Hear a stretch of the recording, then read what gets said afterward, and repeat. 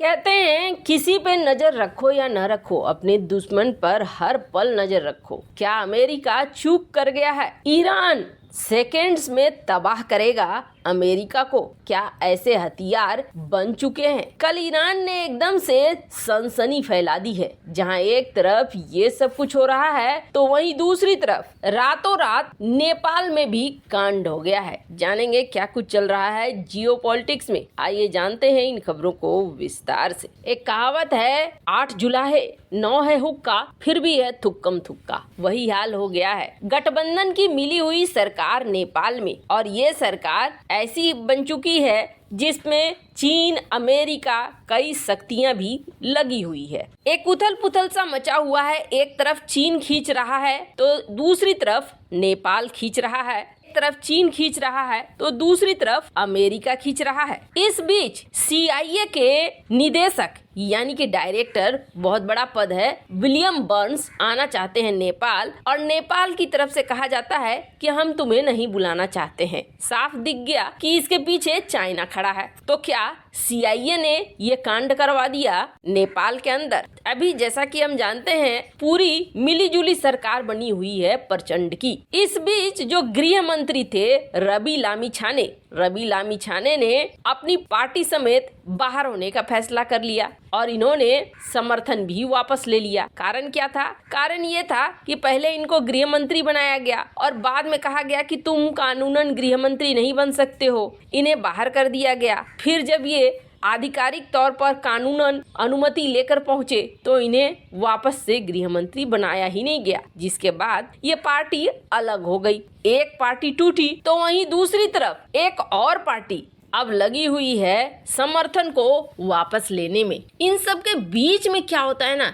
एक अजीब सी घटना घटती है जो ओली ने बिल्कुल भी नहीं सोचा होगा। RPP जो 5वीं सबसे बड़ी पार्टी है, 14 सीट लेकर आई है, इसने भी अब कह दिया कि हम सरकार में शामिल नहीं होंगे, सरकार से हम दे रहे हैं इस्तीफा। और ये अभी के सरकार के लिए एक बड़ा झटका है, क्योंकि अभी तक तो फिर भी आंकड़े बचे हुए हैं कुर्सी पे बने रहने के लिए, लेकिन ये आंकड़े ज्यादा दिन तक बचे नहीं रहेंगे। इन सब के बीच में असली वाला खेल हुआ और ये खेल में इस बार आमने सामने आ गए ओली और पुष्प कमल दहल। ऐसा लगता है जैसे देउबा की पार्टी नेपाली कांग्रेस प्रधानमंत्री पुष्प कमल दहल को वापस अपने पाले में खींचने में कामयाब हो गई है। 25 फरवरी को ऐसा दिखा जैसे 7 दलों का गठबंधन बिखर गया है। राष्ट्रपति का चुनाव होना था और राष्ट्रपति के चुनाव में दहल की कम्युनिस्ट पार्टी ऑफ नेपाल ने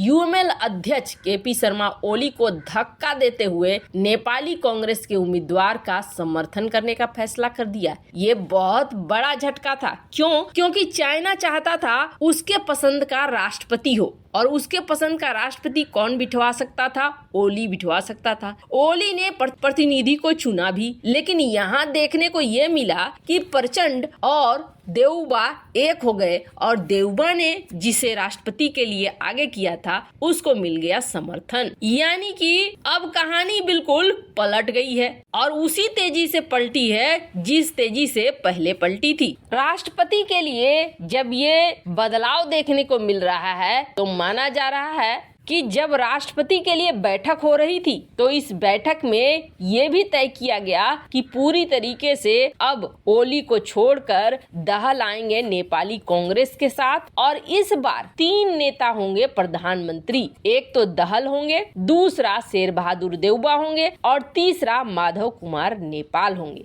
दहल 2.5 साल के लिए प्रधानमंत्री रहेंगे, फिर उसके बाद माधव कुमार नेपाल 1 साल के लिए रहेंगे और बाकी 1.5 साल के लिए देउबा सरकार का नेतृत्व करेंगे। हालांकि ये तो होना ही था, थोड़ा वक्त लग गया लेकिन हो ही गया। खैर, भारत के लिए यहाँ पर ये खेल होना बेहद जरूरी था, लेकिन सवाल ये उठता है कि ये खेल क्या CIA ने करवा दिया? खैर, वैसे भी साझे की चीज चलती नहीं है, इसलिए ये गठबंधन तो टूटना ही था। पर एक बुरी खबर अमेरिका के लिए आ रही है जो अमेरिका ने सोचा भी नहीं होगा। चुपके ईरान ने ऐसा क्या कर दिया है। ईरानी सेना रिवोल्यूशनरी गार्ड कॉर्प्स के कमांडर हैं हाजीजादे। इन्होंने एक बार कहा था कि अगर हम शक्तिशाली नहीं बन पाएंगे ना, तो दुश्मन ईरान के अंदर घुस जाएगा और घुसकर युद्ध करेगा। इसलिए खुद के लिए भी और अपने साथी देशों की सुरक्षा के लिए भी हमें मजबूत होने की बहुत जरूरत है।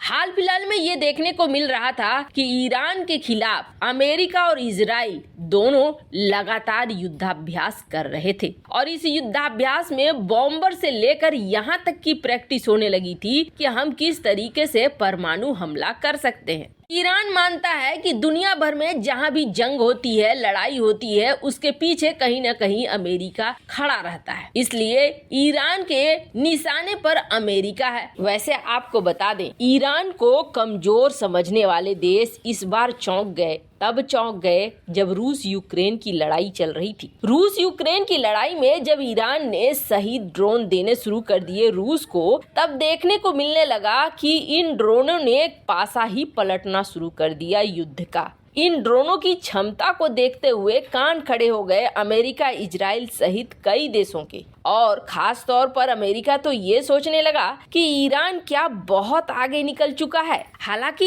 ईरान ने 2022 में कहा था, उस समय 15-16 मिसाइलें एक साथ दागी थी ईरान ने, और ईरान ने कहा था कि हमने एक हाइपरसोनिक मिसाइल, बैलिस्टिक मिसाइल बनाई है। लेकिन अमेरिकी विदेश विभाग ने उस समय कहा था ये झूठ बोल रहा है, ये सच नहीं है। पर अब ईरान ने एक दावा किया है, जिस दावे के तहत कुछ सेकंड में ही वो अमेरिका और इजराइल को तबाह कर सकता है। ईरान ने दावा किया है कि उसने लंबी दूरी तक मार करने वाली एक हाइपरसोनिक मिसाइल बनाई है। ईरानी अधिकारियों का कहना है कि ये मिसाइल फारस की खाड़ी में मौजूद अमेरिका के किसी भी सैन्य ठिकाने तक पहुंचने में सेकेंड्स का टाइम लेगी। इस मिसाइल की रेंज में पूरा का पूरा इजराइल है। ईरान के रिवोल्यूशनरी गार्ड कॉर्प्स के एरोस्पेस डिवीजन के कमांडर अमीर अली हाजीदादेह ने बताया है, ये नई हाइपरसोनिक मिसाइल 1650 किलोमीटर की दूरी पर स्थित लक्ष्य को मार सकती है। इस मिसाइल का इस्तेमाल करके ईरान अब 2000 किलोमीटर की दूरी पर अमेरिकी विमान वाहक पोत को भी निशाना बना सकता है। और इन्होंने आगे कहा कि हम इससे भी ज्यादा दूरी तक का बना सकते हैं। हमने तो यूरोप के सम्मान में अभी तक नहीं बनाया है। अब इन्होंने कहा कि हमारे हाइपरसोनिक मिसाइल की स्पीड है 12 से 13 मैक, यानी कोई भी एयर डिफेंस सिस्टम हमें रोक नहीं पाएगा। खैर, जिस तरीके से सही ड्रोन्स ने परफॉर्म किया है उस यूक्रेन की लड़ाई में, एक बार को ईरान की बात सही भी लग रही है। और अगर ऐसा है तो अमेरिका, इजराइल को सतर्क हो जाने की जरूरत है। वैसे इन सब मामले में आपकी क्या राय है, कमेंट कर जरूर बताएं। जल्द मिलते हैं अगले वीडियो में नई खबर के साथ।